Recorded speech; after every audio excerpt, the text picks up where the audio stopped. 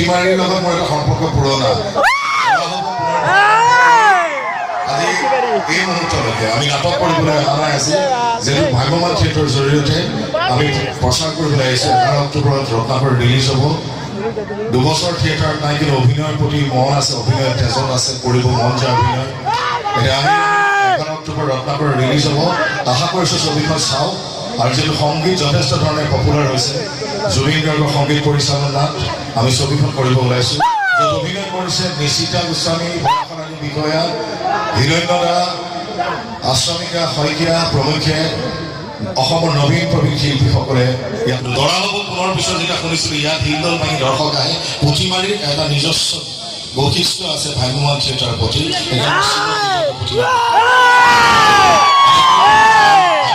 শিল্পীসকলক আপোনালোকে মৰম কৰক যিহেতু থলুৱা উদ্যোগ হিচাপে ভ্ৰাম্যমাণ থিয়েটাৰে আছে আশা কৰিছোঁ আপোনালোকে এনেদৰে মৰম কৰে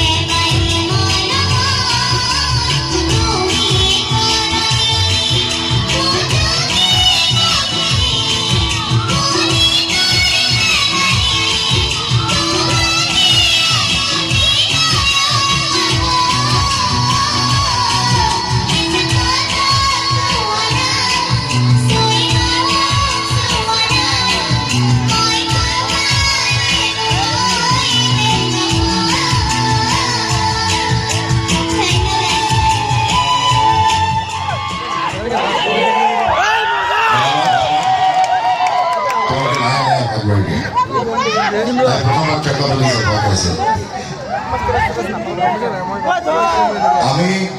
বেছি সময় নলওঁ যিহেতু আমি আৰু পূজা কেইখনমানে যাব লাগিব আশা কৰিছোঁ যে মোৰ নিজৰ ঠাই বুলি ক'বলৈ মই সাহস কৰোঁ যে ভাল পাওঁ যিহেতু পুথিমাৰী আৰু ৰঙিয়া আশা কৰিছোঁ ছবিখন চাওক আৰু বহুত কষ্ট কৰিছোঁ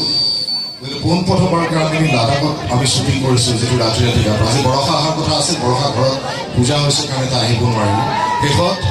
আমি আমাৰ প্ৰমোটো এবাৰ দেখুৱাম একবাৰ যদি ৰত্নাকৰৰ পৰা মৰমৰ কাৰণে আকৌ এবাৰ বাল্মীকিৰ পৰা ৰত্নাকৰ